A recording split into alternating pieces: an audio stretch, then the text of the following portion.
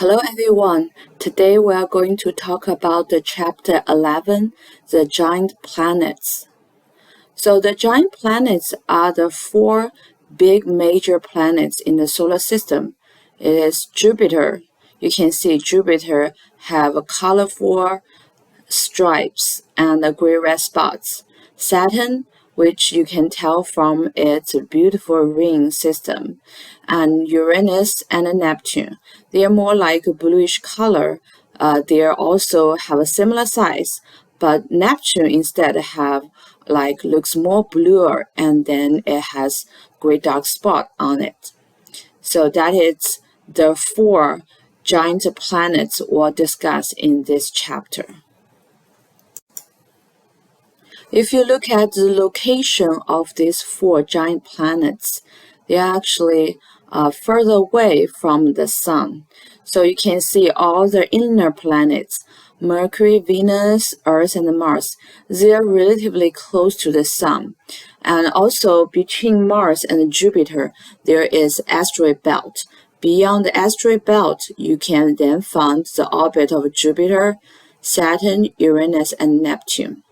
Remember, because all these big planets, they are orbiting around the Sun with different period. So they are most of the time, they are not aligned with the same direction. Instead, you can see from this picture, Jupiter will be here, Saturn and Uranus and Neptune will basically at a different direction. Now let's look at what the outer solar system planets are primarily made from. So the material we believe available to build these planets can be divided into three classes or categories. For example, gases, ices, and rocks. So for here, because the outer solar system is much colder, and because it receives much less energy from the sun. So therefore, the ice and rocks will be slightly different than what we have in the inner solar system. So in future, when we talk about gas, ice, and rocks, for example, ice is not just for the water ice, it's also referred to other type of ice. If you look at the table here basically give you a little bit explanation. When we mention gas, are primarily hydrogen and helium. You can see if you add them together, it's actually about 99% of total mass. And other than those gas, and we actually have water, methane, and ammonia. With the low temperature in the outer solar system, most of the time those material will form a solid state. When we mention ice, and primarily will be water ice, but also it will include methane ice and ammonia ice. In terms of rocks, the concept of rocks will mention for the outer planet will be a little bit wider. So for example, on the surface of the Earth, the rock are mostly made from magnesium and silicon. And in the outer solar system, we'll also put iron, which we identify as a metal in this big category of rocks. So when we talk about the planet have a rocky core, that also means the typical rocky material with magnesium and silicon. It also includes iron, which is a metallic or metal material. And the giant planets actually hold most of mass in our solar system. If you only look at Jupiter, the largest planet in our solar system, it is alone actually exceeds the mass of all other planets adding together. And if you look at the composition of these giant planets individually, we can see that the gas giant Jupiter and Saturn, they actually have very similar compositions. They're similar to that of the Sun. So that means they are primarily made from hydrogen and helium. However, Uranus and Neptune, they are slightly different. Sometimes we call these two planets ice giant because their interior contain far more of ice component. So the ice will mean water, solid methane, or solid ammonia. So actually they have less amount of hydrogen and helium compared to Jupiter and Saturn. You can see because the giant planets actually have a lot of hydrogen. Therefore, if you look at the chemistry of the 4 giant planets, it's basically involving the chemical reaction with hydrogen. So that means whenever there's a chemical reaction happen, other elements tend to combine with hydrogen first. For example, in the early solar system, most of oxygen atom will combine with hydrogen to make water, which is 2 hydrogen atom and 1 oxygen atom. So therefore, the oxygen atom is unavailable to form other kinds of compounds, such as carbon dioxide in the outer solar system, in these outer planets. And later on, you will learn that as a result, the hydrogen is the most abundant element. You can see the compounds detected in the atmosphere of the giant planets are actually mostly hydrogen-based gas, such as later we'll talk about like methane, ammonia, and other type of gases. So therefore, because abundant of hydrogen, it is not easy to find the carbon dioxide. That is basically the compounds without the hydrogen atom inside in the outer planets. Because the outer planets are so far away from us, if we just observe from the Earth, using naked eye, it's no more than a dot, the bright dot. And even if we use some telescopes, we will have like hard time to see all the details. Therefore, the most of the detail or close by image of the planets are actually collected by the mission NASA sent to those planets. So far, this mission includes Pioneer, Voyager, Galileo, Cassini, and Juno spacecraft. If you look at the number of the mission we sent to explore the outer planet, it's actually much less compared to what we sent to Venus and Mars. There are actually a couple of reasons for that. First of all, the flight time to the giant planets are usually measured in years to decades rather than months to reach Venus or Mars. Message can take hours, even at the speed of light, to pass between Earth and a spacecraft. Another reason is that the outer solar system mission also must carry their own power source, since the sun is too far away to provide enough energy, or they must carry very large array of the solar cell in order to collect enough energy. And the third one is in order to reach the outer planets. Those spacecraft need to navigate through the belt of asteroids that is basically between Mars and Jupiter, and without collide with any of asteroid dust. So that's pretty difficult. So therefore, we basically have fewer missions sent to the outer planets compared to the inner planets. Among all these famous missions I list here, so the Pioneer and the Voyager mission, they're actually the earliest, and they are actually take off in 1970s. Those two missions, they basically the flyby mission of the giant planets. So basically that means the planets just on their path, they are not designed to orbit around the planets. However, Galileo and the Cassini and the Juno spacecraft, those 3 missions are designed to orbit around the planet. Galileo and Juno is a spacecraft orbiting around Jupiter, and the Cassini is a spacecraft orbiting around Saturn. So Galileo and Juno, they not only study the Jupiter when they're orbiting around it, they also study about Jupiter's moon system. So the idea applied to Cassini spacecraft.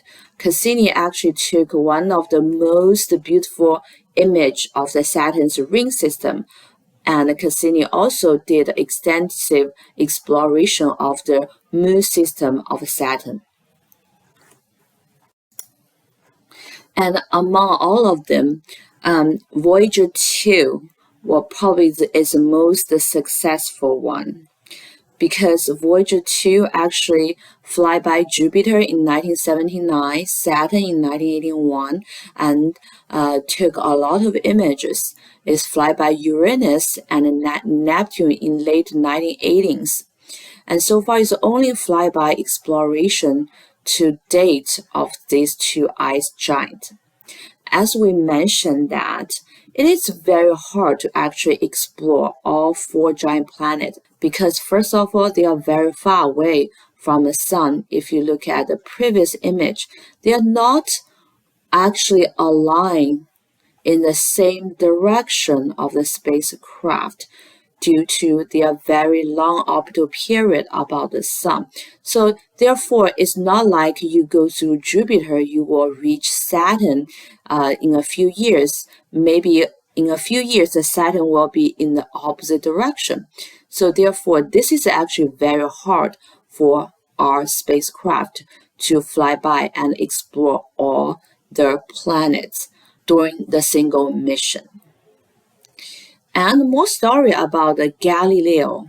And Galileo, other than just orbit around the Jupiter and explore its moons, Galileo also deployed an entry probe into Jupiter. So in this image is actually artist's illustration of the probe.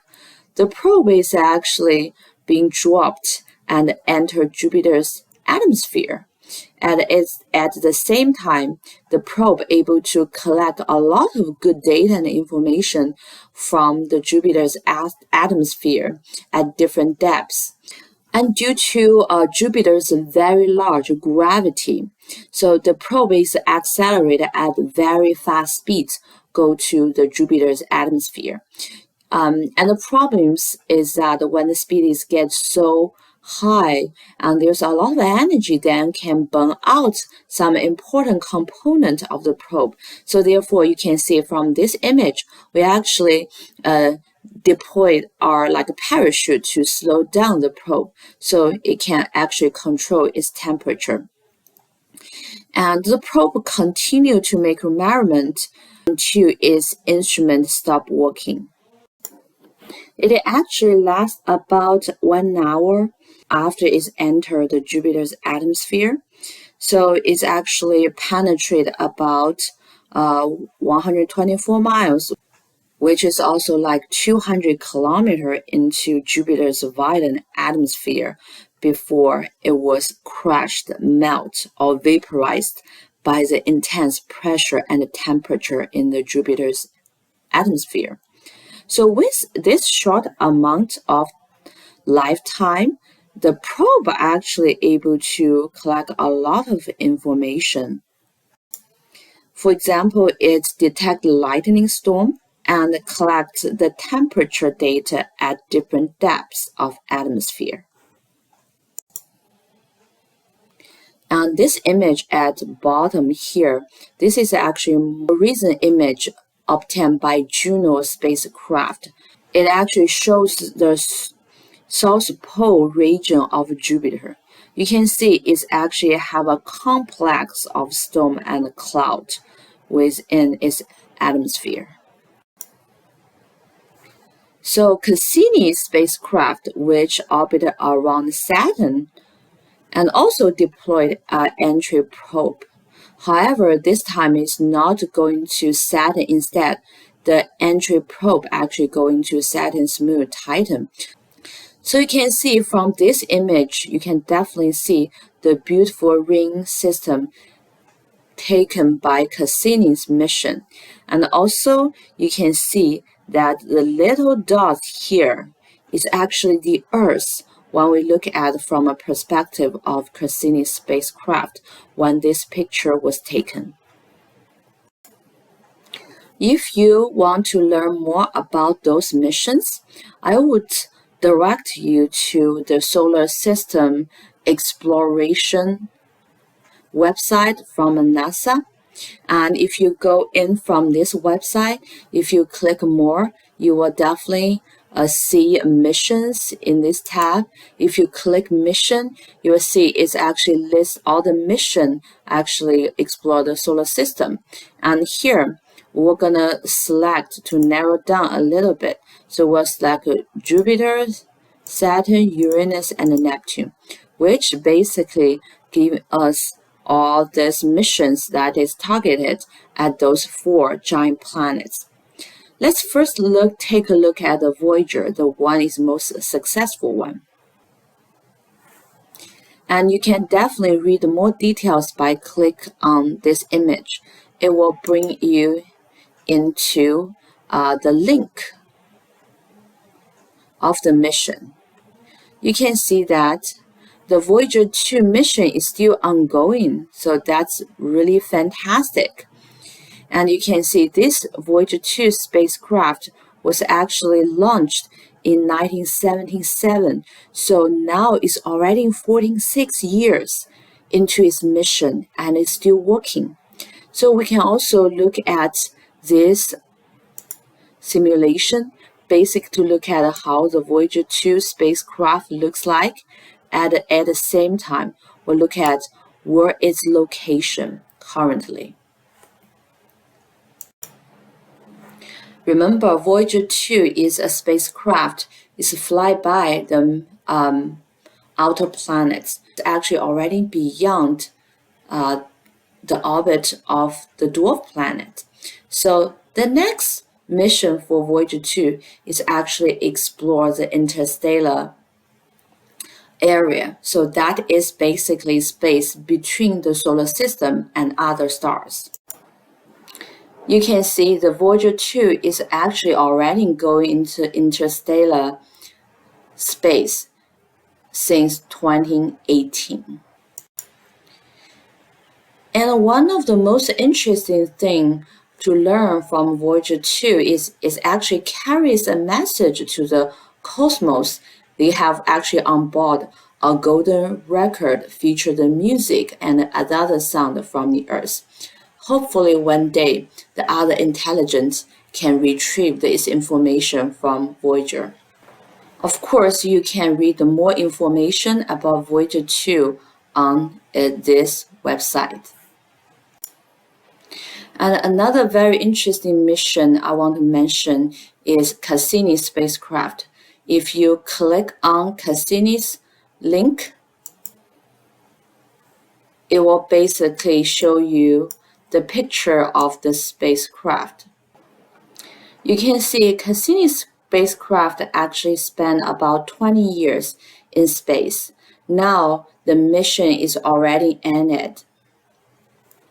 And very, very interesting is that if you look at the overview of Cassini spacecraft, if you can read the finale, how Cassini spacecraft actually ended its mission, because Cassini exhausted its fuel and supply after 13 years exploring the Saturn, and also to protect the moons of Saturn that could have conditions suitable for the life. So therefore, the Cassini was actually directed to plunge into Saturn's atmosphere, basically on September 15, 2017. And at the same time, before it's actually stopped working, it's still returning science data to their very end. If you're more interested in Saturn, you definitely want to read more about the Cassini mission. And you can click here. There's galleries from Cassini's mission with a lot of beautiful picture of a Saturn and the Saturn's moons.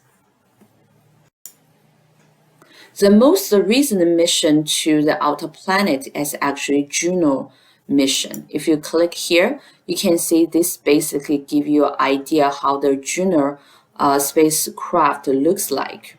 Look at the location of Juno spacecraft. You can see it's now and nearby the Jupiter and its moons. And you can move the craft around to see how it looks like. And right now it's still in mission. And a very interesting aspect of Juno mission is that you could participate as the community or citizen scientist to actually process some of the Juno's image data. If you are interested in, definitely you can read more about it in this webpage. Of course, if you're interested in other missions, you can definitely click on that. For example, Galileo or Pioneer mission to learn more about from the solar system exploration from NASA website. Now let's take a close look at the property of these 4 giant planets. First of all 4 have very deep atmosphere and opaque clouds. So basically, when we look at the feature of the planets, we basically only look at their clouds layer or the very top of the atmosphere. If we look at other property here, you can see in terms of distance, the Jupiter is the closest, then Saturn, then Uranus and Neptune, because they all orbit much further away from the Sun. So their orbiting period, that is how many years it takes them to orbit around the Sun, is very long. You can see, looking at Neptune, a year on Neptune is actually 164.8 Earth years. So it's actually much longer than a human lifetime. So Neptune is actually very far away. In terms of size, as we already see, Jupiter is the largest one, Saturn the second, and Uranus and Neptune, they have a similar size. And also about the mass, Jupiter is actually 318 times more massive than the Earth, and the Saturn is 19.5 times more mass than Earth. And Uranus and Neptune, they have comparable size and mass. One is 14 times more massive than Earth, another is 17 times. And another very important property I want to pay attention to a little bit here is the density. And so far, we already talked about the density, actually give us a lot of information about the chemical composition of the planet. Because even though we can see the surface, for example, for the giant planets, the cloud surface or atmosphere, there's no way we can see the interior. So therefore, the density actually gives us a lot of clue on what is the interior of these giant planets. For example, if you look at their density, they are much less than the terrestrial planets. Remember, Earth's density is about 5,000, and even Mars' density is over 3,000 kilograms per meter cube. So that means they cannot made primarily from rocky material. So therefore, the gas or ice actually is a majority of the material for those planets. And among those 4, Saturn actually is standing out due to its lowest density. Remember, as a reference, the water density is about 1,000 kilograms per meter cube. So therefore, Saturn's density is even less than water. If you put Saturn into a container filled with water that's big enough, Saturn will actually flow on top of the water. So that sounds very interesting. And for the rotation period, all the 4 giant planets, they actually rotate much faster. That means it's spinning around its own axis. For the Earth, the rotation period is about 24 hours. For all 4 giant planets, they range from nearly 10 hours to like 17 hours. So they all rotate much faster. I want to share with you a very interesting clip that is basically comparing the rotation of those planets and side by side.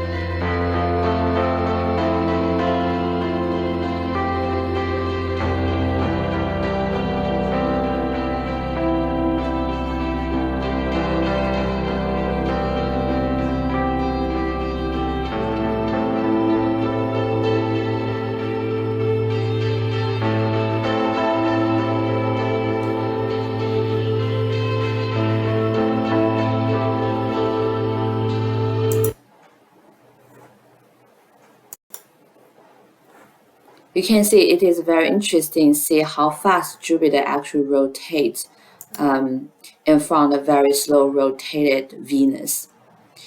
Other than the rotation period, the rotation will also cause some other effects. I want to take a look at the overall shape of Jupiter as well as Saturn. Maybe those two are more oboes. If you look at those 2 planets, they're not perfect spherical shape. So you can see they are more elongated in the equator area, right? So it looks like they are compressed from north and south, and they are more like flat compared to a perfect spherical shape. This is actually very interesting, and this is actually the result of the fast rotation of these giant planets. So let me go ahead to use a simulation to explain what happens. Because remember, Jupiter and Saturn, these big planets, they are primarily made from the gas. So the gas are states of matter. The gas can flow very, very easily, right? It does not really in a solid form, so it cannot really keep its shape constantly.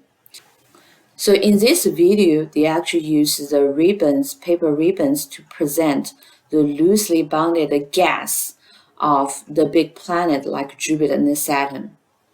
If we let this structure rotate very fast, we'll take a look at what will happen to the overall shape. You can see as it rotates fast, the shape from actually become more flat. Although the overall shape of Saturn and Jupiter is not that flat, but this is basically explain what happens to the shape of those 2 planets. And in this picture or in this 3D model, I actually also rotate the planet a little bit to reflect their real rotational axis. So you can see for Jupiter, So this basically, the axis is basically like upright, only 3 degrees. For the Saturn and the Neptune, their axis is similar to what we have on the Earth. On the Earth, we have 23.5 degrees. So you can imagine Saturn and Neptune, they will actually have like the similar seasonal cycle as we have on Earth. Although the season in the outer solar system was definitely much colder and definitely very, very different from the Earth. And the most interesting one is the rotational axis of the Uranus. You can see Uranus is not rotate the same way. Instead, the rotational axis is actually 19 degrees. You can think about Uranus is kind of lay down and rotate. So therefore, due to its rotational axis tilt, it's basically in the horizontal direction. Uranus, for all this 4 years of period orbiting around the sun, about like 21 years, a quarter, the sun is only shining on, like for example, the northern hemisphere. And later on, for next 21 years, the sun is shining equally on both of northern and the southern hemisphere. The third 21 years, the northern hemisphere is totally dark, then the sun will only shine on the southern hemisphere. The fourth quarter, again, the sun will shine equally on both hemispheres. So very interestingly, for Uranus, the summer and for the northern and southern hemisphere, each can last about a quarter, which is 21 years. And if you look at the 3D model of those 4 planets, obviously their feature on the surface of Jupiter is very significant. And you can see Saturn looks more pale, and Uranus is basically looks like a featureless. And for the Neptune, you can see the great dark spot, and they actually have some feature and clouds. We can see a little bit more clear than the Uranus. Next, let's take a look at the interior of these 4 giant planets. And if you look at the bottom picture, so basically it illustrates the material all the way from the top atmosphere all the way to the center of the interior of these 4 planets. As we know, Jupiter and Saturn, because their large size, the stronger gravity, is able to maintain very abundant amount of hydrogen and helium. A little bit lower into the atmosphere, they actually have the typical molecular hydrogen. However, when we go deeper into the interior of Jupiter and Saturn, and you can imagine the pressure inside these giant planets are actually very, very large. So with such large pressure, actually a common material can take on a very strange form. For example, just with a few thousand kilometers below the visible clouds of Jupiter and Saturn, the pressure becomes so great that hydrogen actually change from the gas to like typical hydrogen gas to a form we call it a liquid state, which we call it liquid hydrogen. And as we go deeper, this liquid hydrogen is further compressed and begins to act like a metal, like iron. And therefore, it actually have like a free electron to flow around. And this form will never happen on the surface of the Earth. So it means that with enormous amount of pressure, we actually have a format of the form of hydrogen, we call it metallic hydrogen. Although it is a hydrogen, but it will have the property of metal, like iron. unlike Jupiter and Saturn, Uranus and Neptune, because they are smaller mass and smaller size, they actually have much less amount of hydrogen and helium. All their hydrogen are in a molecular format, so they do not have this layer of metallic hydrogen. But commonly, all four giant planets, they even deeper near in the interior, they all have a layer made from ice. So this ice can be water ice, methane ice, or ammonia ice. And at the very center, all of them actually have a rocky core. The rocky core includes the typical rocky material on the surface of Earth, as well as like iron, the metal. And although there's no direct information or data from a very center, but if you think about the formation of all the planets in the solar system, that they all gather the material from the same solar nebula, it will make a lot of sense then the gathering similar material.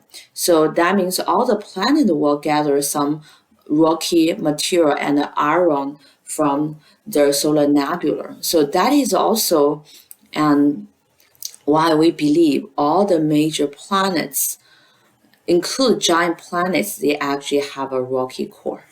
In terms of energy resource, we actually found that Jupiter, Saturn, and Neptune actually have a major internal heat sources. So that means addition to amount of energy from the sunlight they receive, they actually energy come out from interior. All those planets, because they are all far away from the sun, so there are actually very small amount of solar energy can reach those planets. And we believe this internal heating source are actually comparable to the energy or even more than the energy from the radiation from the sun. And unlike the other three, Uranus actually have no measurable internal heat. And these other giant planets were strongly heated during their formation by collapsing of the surrounding material onto their core. So therefore, as they are big, it takes a very long time for them to cool down. So some of this heat actually still remain inside those planets. And because Jupiter is the largest, Jupiter was the hottest. I think this concept may be a little bit difficult to understand. I want to use this simulation to show you why the formation of this planet, why the collapsing or contracting when the planet actually becomes smaller and smaller, they actually could generate a lot of heat, which result in the increase of the temperature. If you look at this simulation, it's a state of matter simulation, and I just randomly choose a gas. You can see that is how fast the gas molecule moves, right? And you can see when we introduce more heat with the increase of temperature, definitely you can see clearly the gas molecule actually move faster and faster. And if you do an experiment, just by your side, if you drop an object to the ground, of course, there's a gravity. The object will start to moving faster, subject to the gravity. So like you can drop a pencil and an eraser, it will move faster and faster until it reaches the ground. The similar idea, those giant or big planets, they actually forms under the gravity. All the material are rushed basically into the center. So they are getting closer and closer by due to the gravity. The gravity actually makes all the gas or the material move faster and faster. If you look at the overall speaking, when the molecule move faster and faster, that means they're actually able to generate a lot of heat, and as a result, they actually have pretty high temperature. Even for today, if you look at the interior temperature of Jupiter, it's actually much hotter compared to the other planet, and it's more energy than the energy it received from the solar radiation. And in terms of Saturn, it's a little bit different, is that a lot of energy from the Saturn interior is due to what we call the helium, the heavy helium, still kind of sink towards the core. As the helium move closer, it's actually pick up faster and faster speed. So at the same time, it's actually generate a lot of heat in terms of rising of the temperature. If you compare Uranus and Neptune, you know Neptune is even further away from the sun than Uranus, because Neptune actually have internal heat source. So therefore, if we look at these two planets, they almost have the same atmosphere temperature. Even Neptune is further away compared to the Uranus from the sun. And as we already talked about, all the giant planets actually have a core of ice and rock. Although it's only a small fraction of the interior, but their core of ice and rock is actually about 10 times mass of the Earth. So whenever compared to the Earth, they are just huge. And when we look at or detect the magnetic field of all 4 giant planets, all of them have strong magnetic field, stronger than the Earth. But Jupiter actually has the strongest and the strongest magnetic field, therefore the largest magnetosphere of all the planets.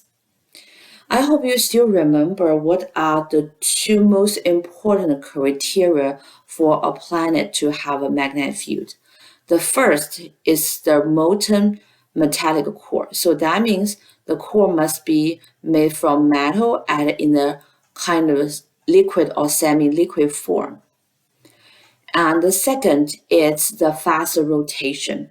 If you look at the rotation of the 4 giant planets, they all rotate pretty fast, faster than the Earth. So they definitely meet the second criteria of the fast rotation.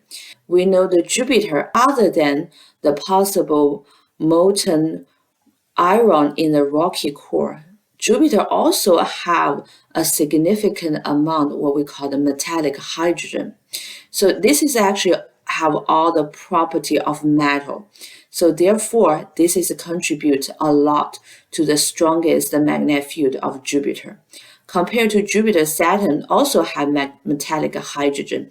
So therefore, together with the iron or metal component of the core, Saturn also have a strong magnetic field, although it's not comparable to Jupiter.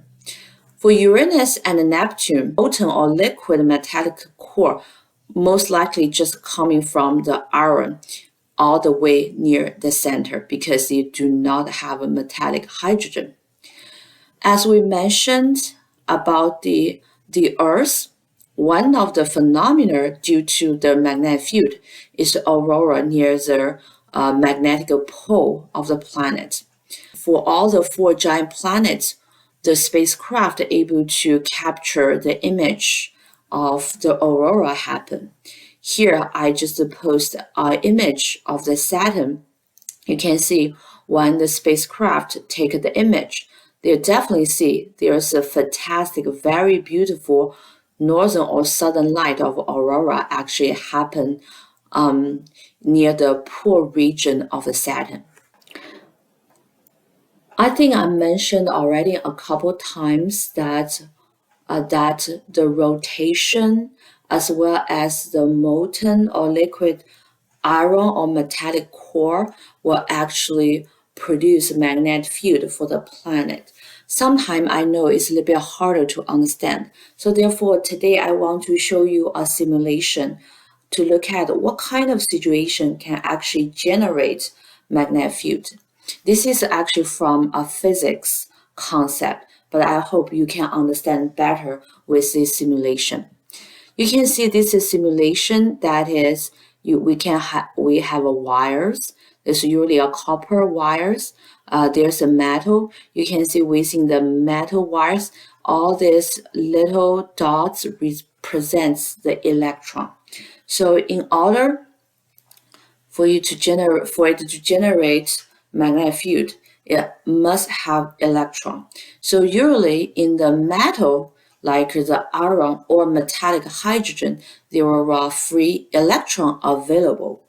So, but when the electron is at rest, for example, when the electron is at rest, they won't generate any current. Current is by definition, it's a movement or the motion of electron.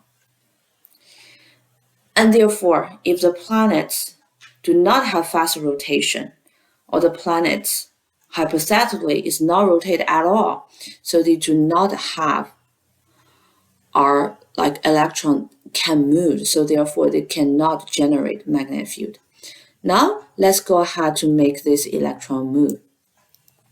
So you can see when the electron moves, this kind of start to rotate.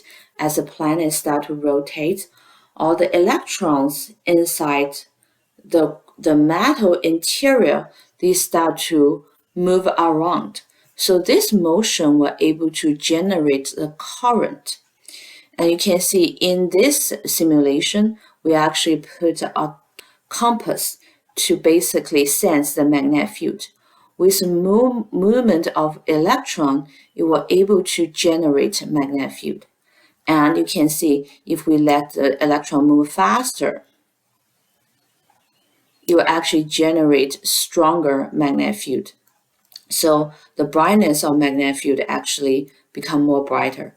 But if it moves slower, you can see the magnetic field actually become dimmer. That means it will generate a magnetic field, but magnetic field is much weaker.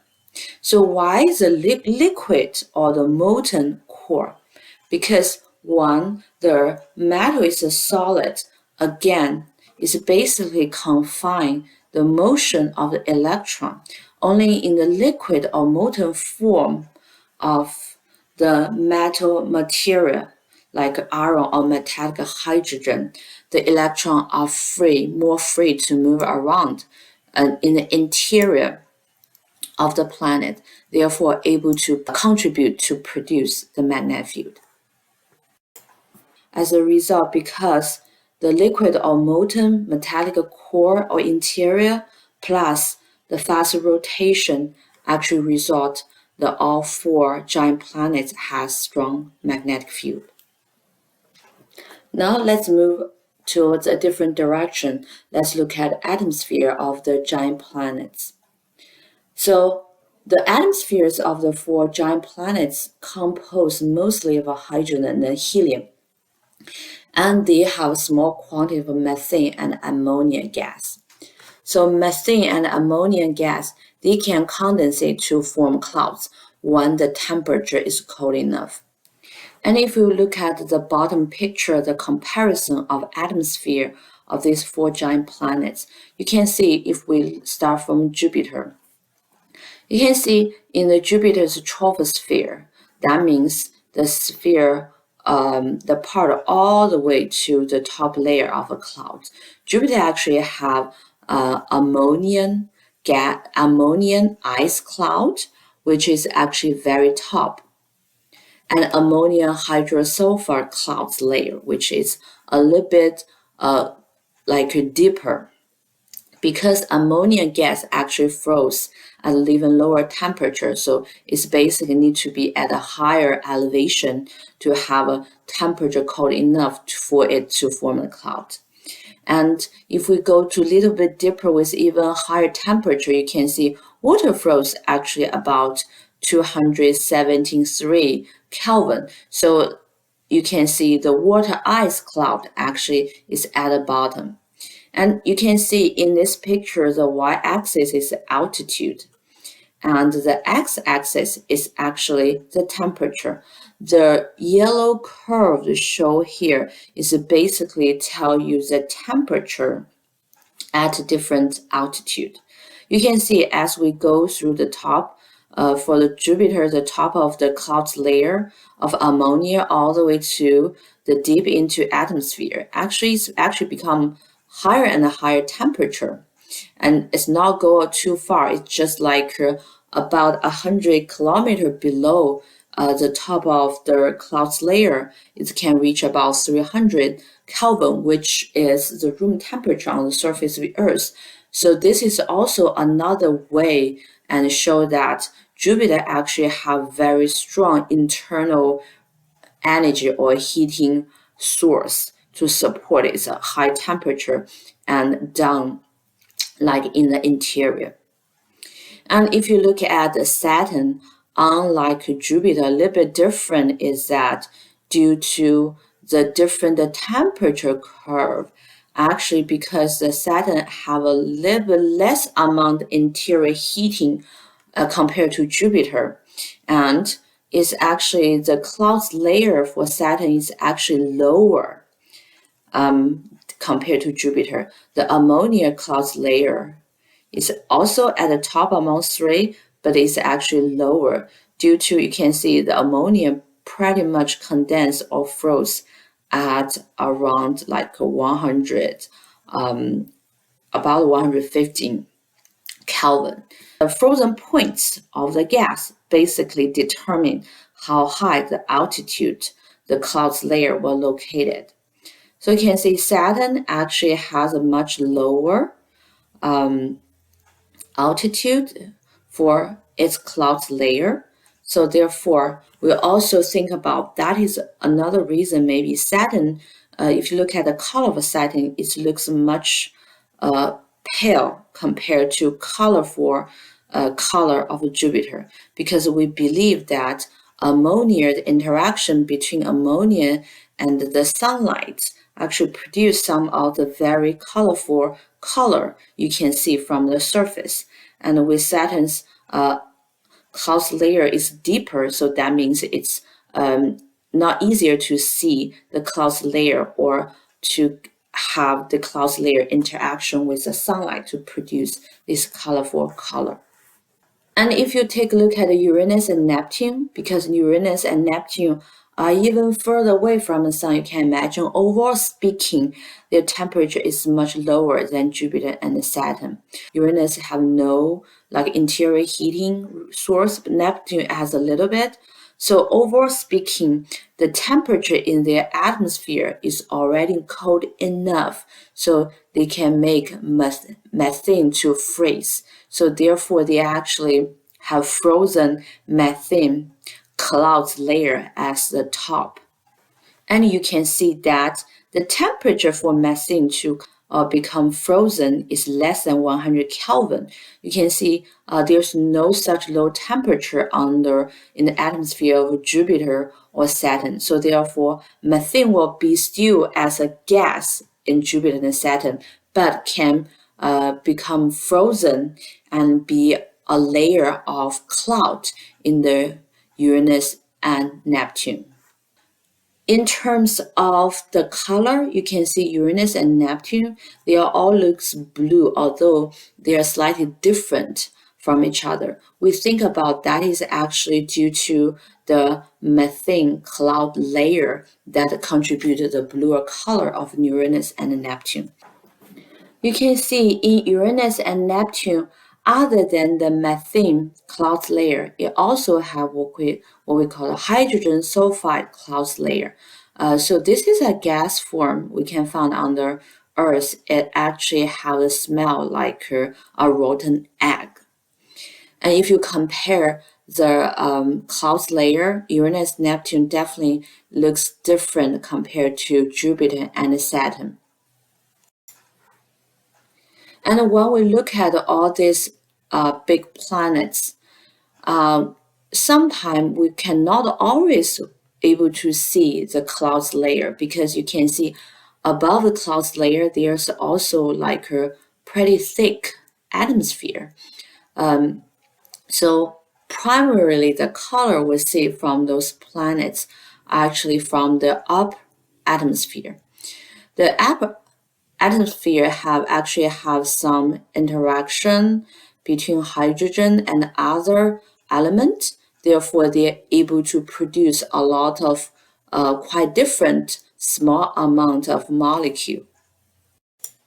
And we call this process photochemistry because it's a chemistry reaction but involving the light within it. For example, the sunlight, the upper atmosphere will receive some sunlight, and we believe they may contribute to color.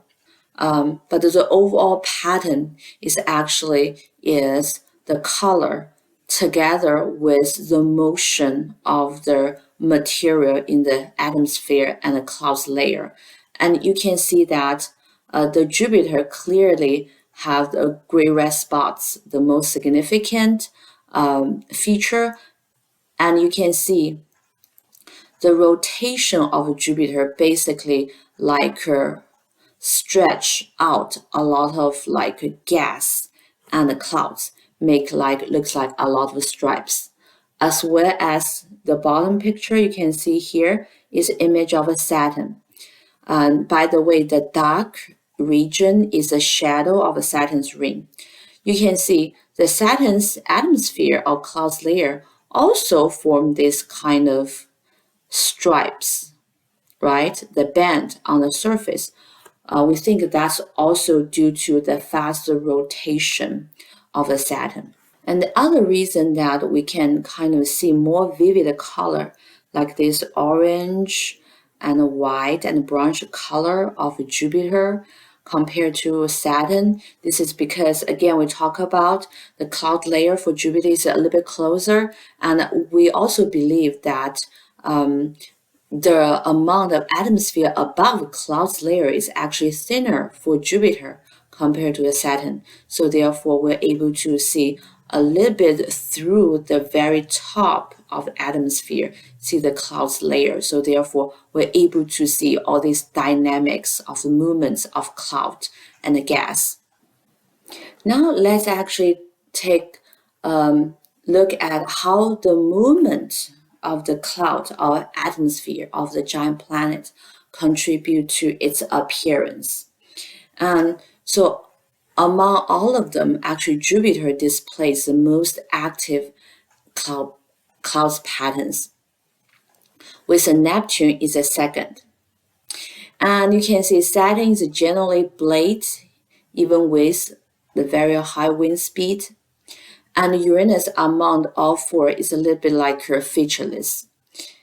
And we believe maybe due to its lack of internal heat source to kind of provide energy for this movement of the clouds. And if we look at the movement of the wind on the surface of the four giant planets in this picture, you see definitely if you look at the Jupiter, by the way, this is not to a scale of their true size, okay?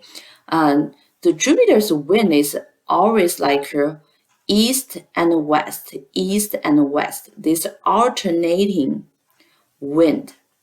And very interestingly, you can see the Jupiter's like a band pattern is more obvious like near the equator. But when you go all the way to the pole region, that band pattern is actually gradually disappeared, right? So we believe that is actually have something with this alternating eastwards and westwards wind of the Jupiter and contribute to this dark and bright stripes on the surface of a Jupiter. Because Jupiter is actually very warm interior, so therefore there's what we call convection. I hope you still remember the concept of convection. For example, on the Earth, we have very warm interior, so the hot material ones go up and the cold material ones go down. And you can see on the surface of Jupiter, we believe the light zone or the region of upwelling air, that is actually hot air, is wells up. So contributed the lighter and we call it the zone color of this band or stripe. And the darker belt, we believe, are the region where the cooler atmosphere moves down to basically finish this convection cycle.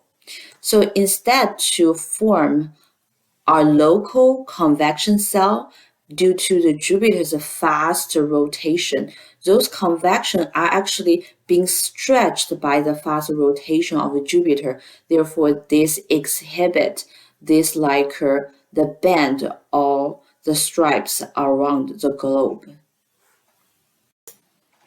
And in terms of Saturn, if you look at the wind speed of Saturn, you can see is even higher than what we have on Jupiter. And even with a higher wind, we can still see some like the band or stripes feature on the surface of Saturn, that basically some cloud basically stretched by the rotation of fast rotation of Saturn, as well as the strong wind speed. The reason that Saturn's surfaces look pale, we believe, because Saturn's top atmosphere is thicker than Jupiter, and at the same time, the clouds layer may contain the small amounts of the material can have photochemistry to show different color is actually deeper than Jupiter. So therefore, it will as a result the totally different appearance of Saturn compared to the Jupiter. In terms of Uranus and Neptune, we definitely know that Neptune actually have a very active clouds pattern compared to Uranus. Therefore, the scientists actually believe that Neptune, the atmosphere, is actually more efficient and churning up the methane particle, which contribute to the blue color, into the top of atmosphere. This, like more active or more turbulent atmosphere, may contribute to the color differences between Uranus and Neptune. Although the blue is a bluer color, or we believe all from a methane clouds layer. Because Jupiter and Neptune's atmosphere is more active clouds pattern, so therefore we were able to see some of the feature of the clouds.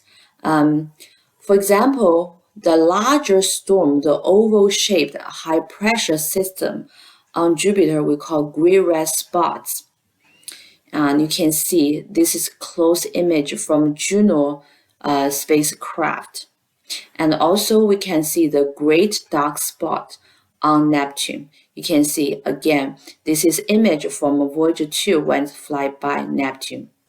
And if you look at the wind speed for Uranus and Neptune, they are actually comparable, right? But Neptune definitely have a little bit faster wind, because if you look at the bottom, the number scale is much larger than Uranus.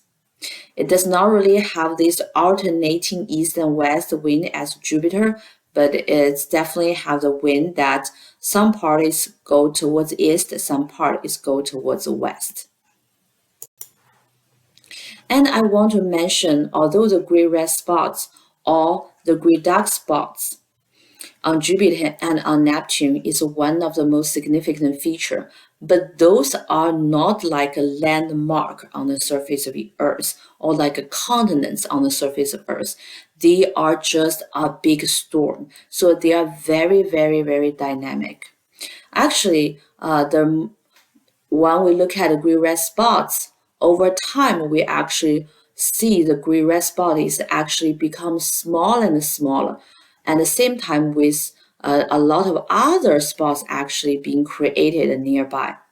In terms of Neptune's great dark spot, we actually see most recent image no longer show the great dark spot, but also show other dark spot appear at other location of Neptune. And I want to share you with first a video about Jupiter's gray-red spot actually changing. And this is actually from a Hubble Space Telescope, because unlike the flyby spacecraft, Hubble Space Telescope can observing the feature over a much longer period of time, because the spacecraft fly by, they probably only fly by for a short amount of time. So let's look at this video together.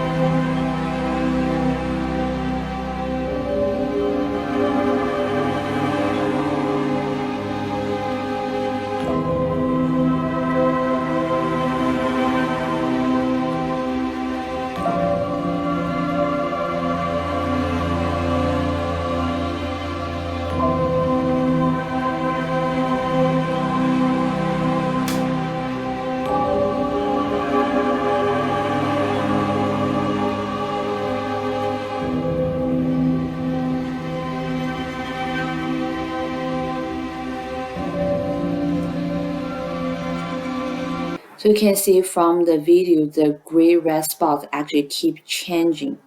And if it's continue to become smaller and become even more circular, maybe in future it will disappear entirely.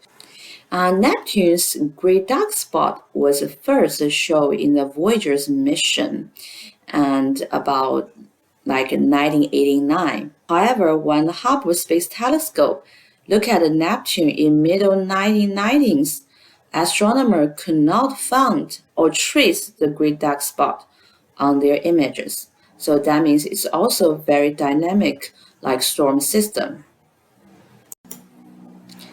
Now I want to share you with a video about the Hubble Space Telescope data to look at Neptune's not really the great dark spot, but the appearance of other dark spots on the surface or atmosphere.